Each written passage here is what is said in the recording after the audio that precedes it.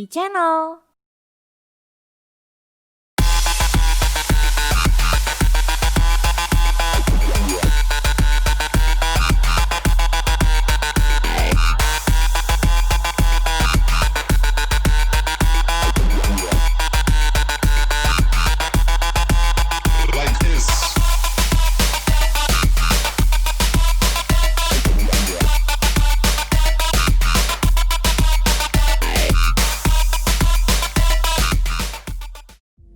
Updaters, selamat malam para pemirsa. Senang banget pastinya hari ini Lukman Fauzan bisa ada di sini, bisa nemenin kalian semua, kalian semua di program yang paling kece barengan host yang paling kece juga, Lukman Fauzan di What's On, It's Updated for You. Seperti biasa selama 30 menit ke depan Lukman bakal ngasih tahu info paling update, info paling hits, info terkini spesial buat updaters semua. So, how about your day? Gimana harinya kalian? Kalau misalnya Lukman sih gak tau ya, akhir-akhir ini kayak selalu merasa kedinginan. Gak kedinginan juga sih, kadang panas. Bandung teh satu pararuguh ayeuna namanya teh sih. Ngaheap deh suk-suk teh di siang teh. Jauh pentingnya gebret, banjir di mana-mana, terus ada longsor ada apa. Pokoknya buat kalian updaters, stay safe. Semoga kalian tetap baik-baik aja dan kalian tetap sehat. Oke?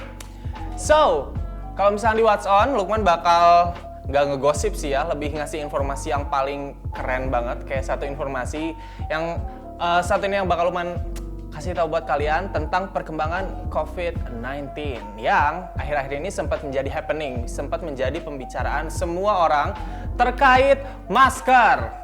Iya nggak sih? Kayak apalagi nih, kalau Lukman sih tentang si berita ini ya, Lukman agak sedikit insecure tentang orang-orang yang punya usaha masker karena pemerintah sekarang mengeluarkan aturan tentang standar masker SNI eta maksudna teh nya eta masker standar SNI apa baliut MC desa host aing pabaliut kieu nya.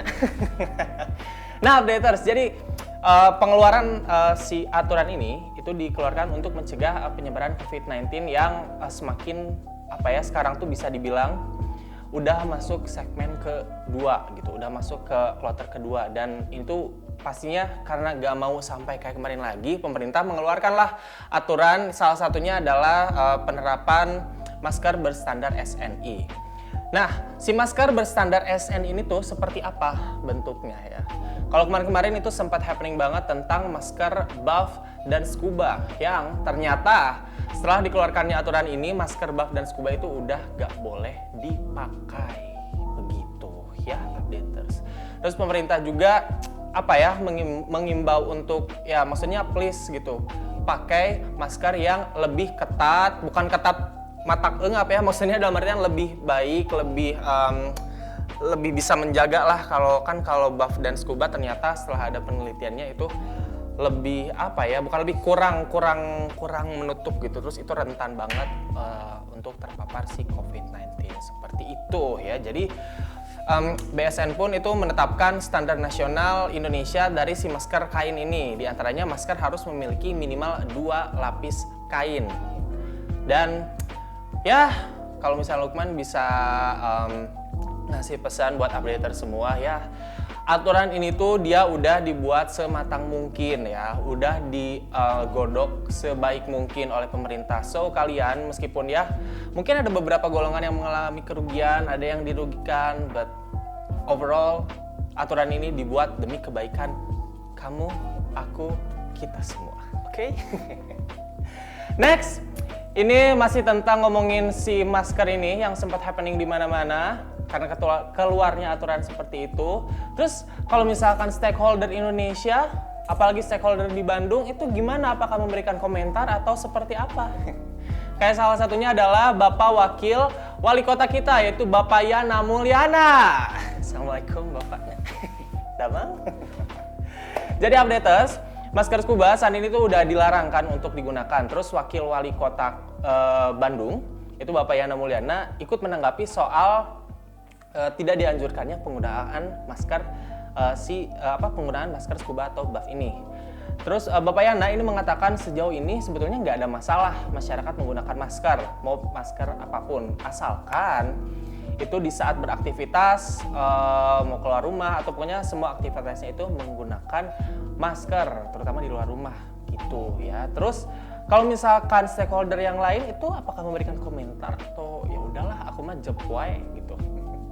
Nah, terkait larangan penggunaan masker scuba ini, itu dari pihak DPRD Kota Bandung ternyata ikut menyoroti juga updaters. Itu ada dari Ketua Komisi DPRD Kota Bandung yaitu Bapak Aris Supriyatna.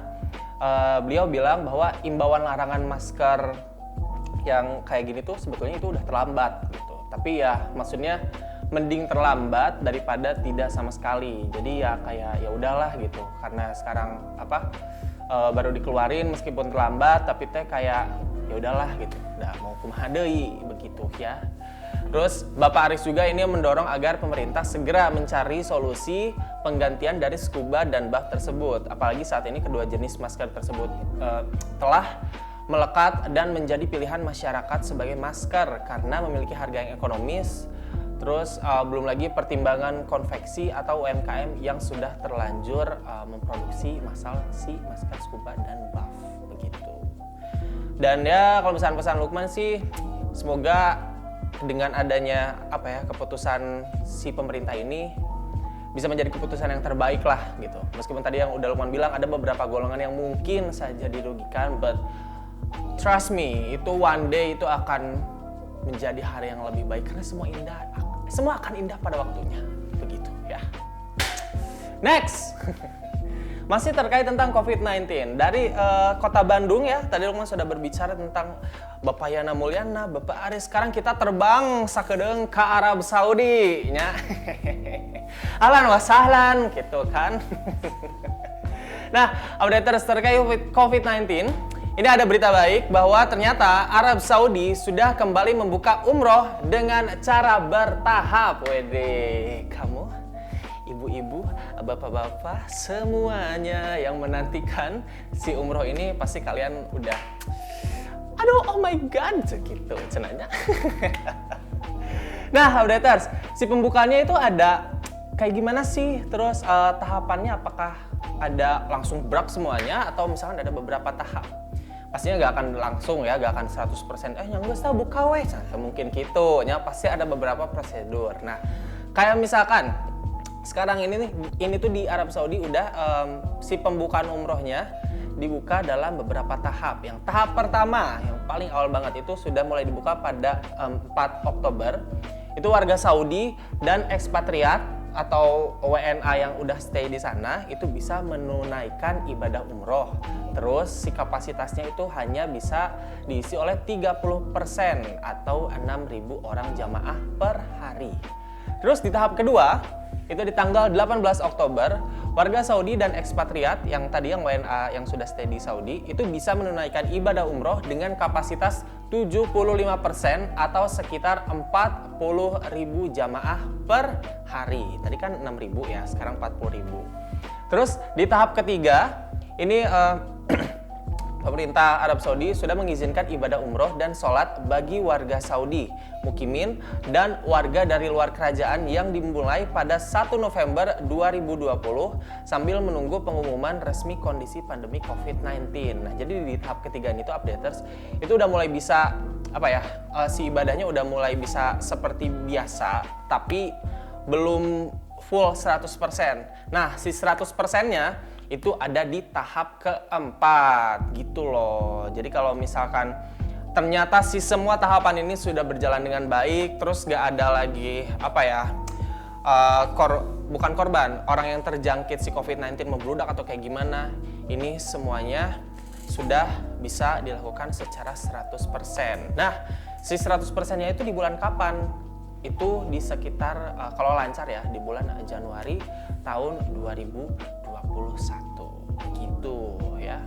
So Lukman berharap semoga ini semua bisa segera membaik ya si COVID-19 itu. Pokoknya mah geus lah atulah. Please hey aing teh hayang umrohnya, hayang holiday, pokoknya mah hayang seperti biasa begitu ya. Nah, updaters, tadi berita tentang si Arab itu menjadi bukan penutup acara, tapi menutup segmen 1 karena Lukmannya bakal balik lagi. Makanya jangan kemana-mana, tetap stay tune di What's On, it's updated for you.